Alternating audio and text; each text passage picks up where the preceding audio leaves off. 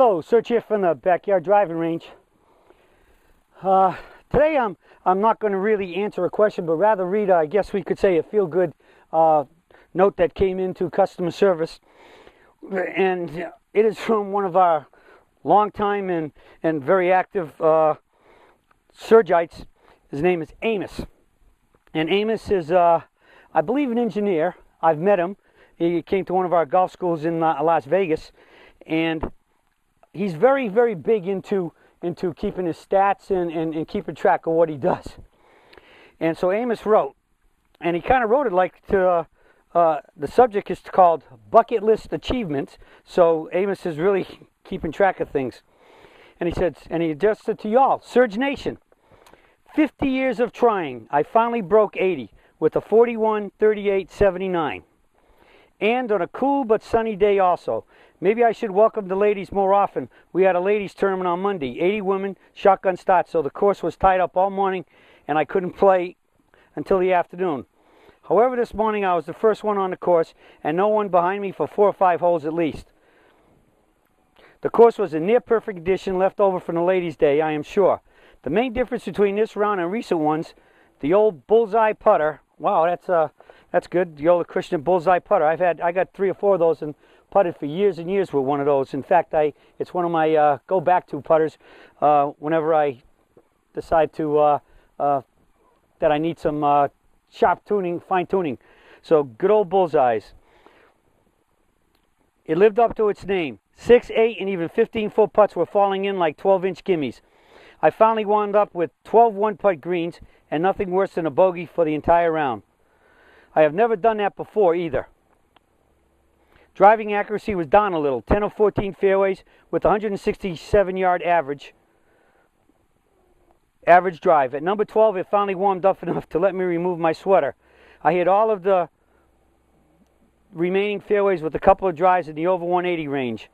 Only got 2 GIR, both on par 3s. That's GIR is greens and regulations on the back 9 for a par and a birdie in that order. Final results: 1 birdie, 9 pars, 8 bogeys. Total length of putts made, 85 feet, a new personal best. Shot of the day, wedges on 10 and 11. Both were inside 3 feet to save pars. I didn't realize it till after the round, but I played a 9-hole stretch, number 7 through 15, and 1 under par. 8 pars and a birdie. I have always heard it's hard to follow a low round with another one tomorrow. Tomorrow we shall see, but it sure does feel good. I might not get down from the chandeliers for several hours yet. Keep hitting them straight and long, and good things will happen. Again, from Amos.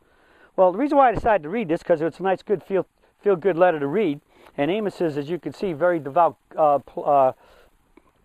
Surgite, never mind a very devout golfer. And he keeps tremendously good stats. In fact, I think one time, years ago, way back in the beginning, I mentioned one time that I had played like about 60 holes with one golf ball. And I'm pretty sure it was Amos came back and said he was on like about 138 or 150 with one. So at least we know he hits the ball pretty straight. But the beauty of why I wanted to read this and is also to tell you the importance of stats.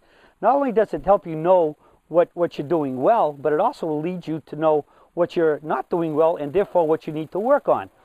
Plus, it lets you get into a situation now where you can keep track of, hey, he just played his best round ever in his life. And so when we're going to have a new Peak Performance Golf Club coming up on the website, and it's going to have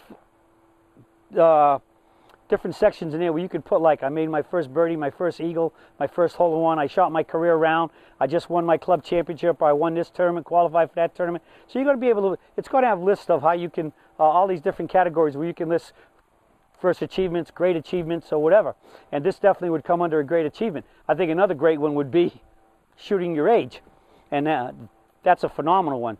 And that's one I'm looking forward to. And I'm probably getting kind of close. I just turned 63. So 63 on a par 72 course would be 9 under. I could probably still do that. And I'd really look forward to that. And I guarantee I'll post it when that happens. Or whatever. So, okay. So the main point here is keep some stats.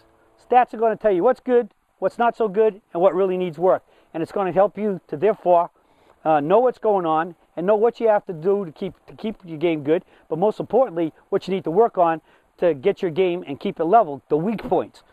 You're only, like they say, you're only as strong as the weakest link. And so, in this case, if your putting's off or your driving's off or whatever, the only way you truly know that is by keeping stats after every round. And in this round, as you can see, Amos was when he went through his scores, he was astounded that he had that stretch of holes where he was actually 1 under par. And he can't ever remember having done that before. So, in the stats in this case added to the beauty of making his day and really savoring these accomplishments that he achieved. But stats are absolutely critical. I mean, they do them out there in the PGA Tour. There's a lot of players that do it. I've been told that when Annika Sorenstam was playing, she would spend, after every round, she could spend as much as 2 hours going through and inputting her own stats. She not only used the ones from the LPGA, she used her own.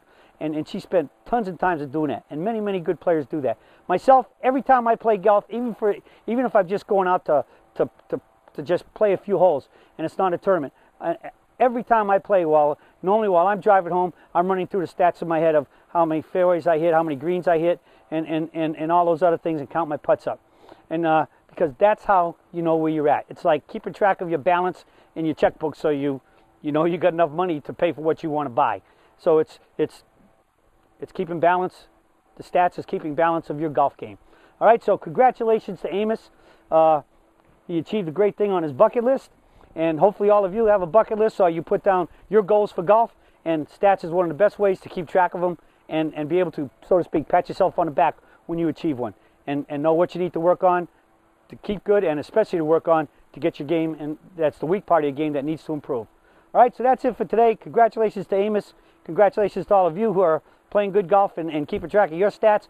And for you that aren't, let's make, maybe with the new year coming up soon, a New Year's resolution to start keeping stats so you know what's going on with your golf game, just like you need to know what's going on with your checkbook in terms of how much money's in there.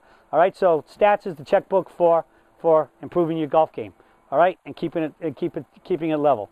All right, so that's it for the search for today, and I'll be talking to you all again soon.